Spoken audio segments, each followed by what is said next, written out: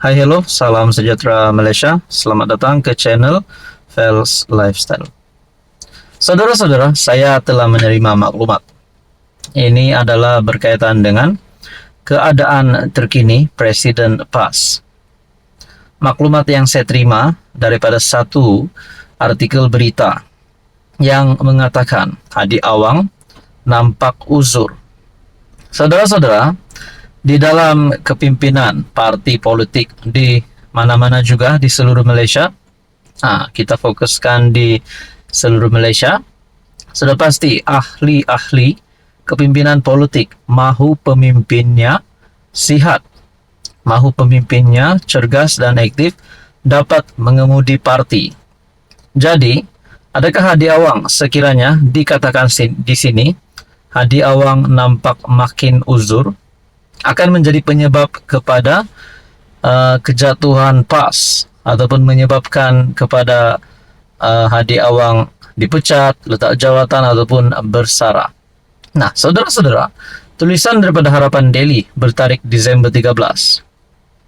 Para pemberita pagi tadi berkumpul di hadapan Masjid Rusila, Marang untuk mendapatkan sedikit komen daripada Presiden PAS, Tan Sri Abdul Hadi Awang, berhubung tindakan Datuk Seri Dr. Ahmad Samsuri yang meletakkan jawatan sebagai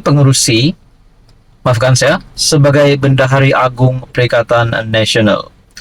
Bagaimanapun, tumpuan lensa tertumpu kepada keadaan ahli Parlimen Marang itu yang kelihatan agak uzur ketika melangkah keluar setelah selesai menyampaikan kuliah duha. Memetik sinar harian, Hadi Awang juga tidak mahu mengulas apa-apa ketika ditanya mengenai spekulasi hangat yang berlaku di dalam PN.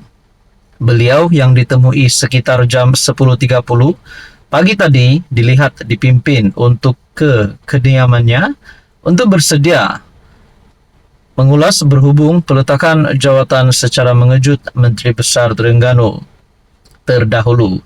Ahmad Samsuri melepaskan jawatan sebagai Bendahari Agung PN dan pengumuman mengenainya dibuat menerusi satu kenyataan ringkas kepada barisan kepimpinan PAS Pusat. Jadi saudara-saudara, apa penyebabnya Dr. Sam ataupun Ahmad Samsuri letak jawatan sebagai Bendahari Agung PN? Adakah sudah tidak sehaluan dengan PN?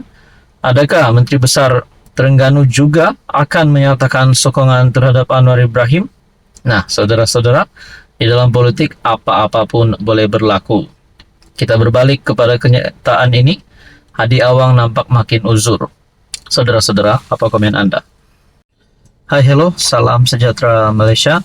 Selamat datang ke channel Fels Lifestyle. Terima kasih kerana terus setia dan bersama di dalam channel ini. Selepas rakyat Malaysia dikejutkan, terima kejutan berkaitan dengan RCI yang menyebut nama Tun Dr. Mahathir Mohamad.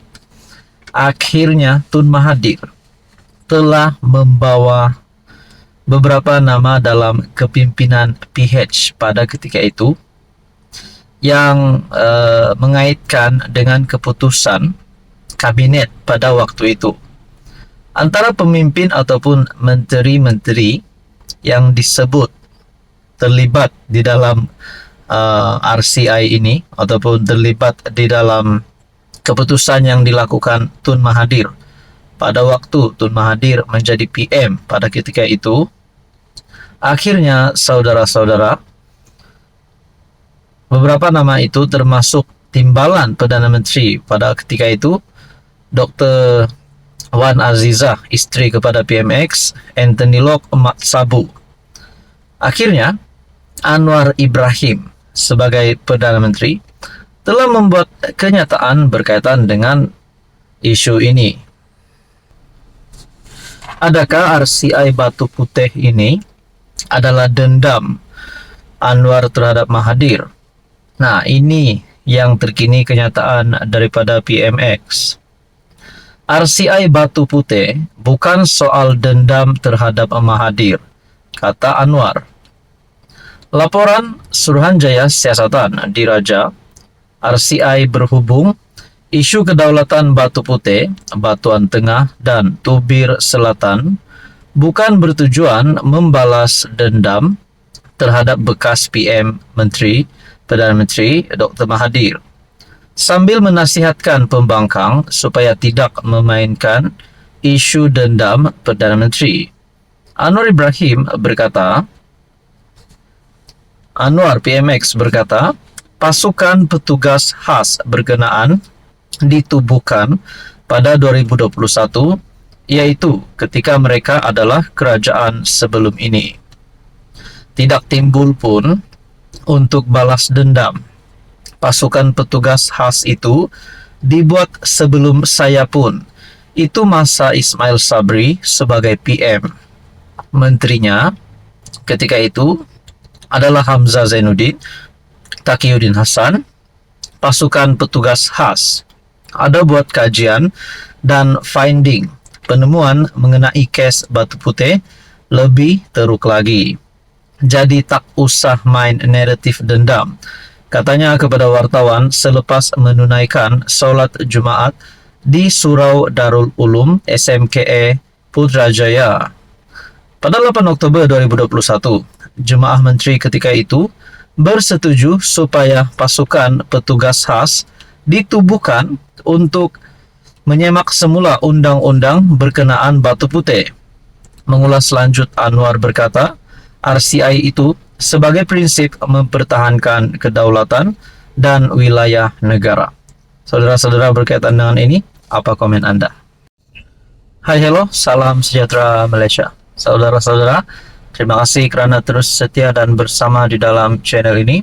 Kepada yang baru di dalam channel ini, admin ucapkan selamat datang dan selamat bergabung.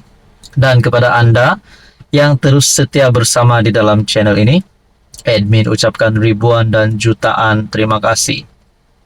Saudara-saudara, ada yang kata Anwar Ibrahim akan menjadi PM sepenggal. Ada yang kata Anwar Ibrahim bakal digulingkan pada PRU16. Ada yang kata Anwar Ibrahim tidak layak menjadi Perdana Menteri. Nah, di dalam kecaman serangan yang diterima Anwar oleh pembangkang sebelum ini, rupanya tidak dapat dinafikan bahawa ramai yang menyokong Anwar Ibrahim untuk terus menjadi Perdana Menteri pada penggal yang seterusnya. Bahkan, kerjasama BN, UMNO dan PH nampaknya mungkin boleh diteruskan pada PRU ke-16 nanti. Berkaitan dengan Anwar layak menjadi PM sepenggal ataupun layak menjadi PM berpenggal-penggal. Nah, ini satu tulisan yang saya lihat, yang saya sudah teliti melalui Syabuddin Husin. Tun Mahathir akan jadikan Anwar PM sepenggal. Oh, Tun Mahathir boleh buat apa? Di saat usia Tun Mahathir yang sudah menghampiri 100 tahun, dah ada netizen yang kata Tun Mahathir patut rehat. Tun Mahathir tidak patut mencampuri urusan politik di Malaysia. Jangan ganggu pentadbiran Anwar. Ada yang kata Mahathir kritikal di dalam keadaan politiknya.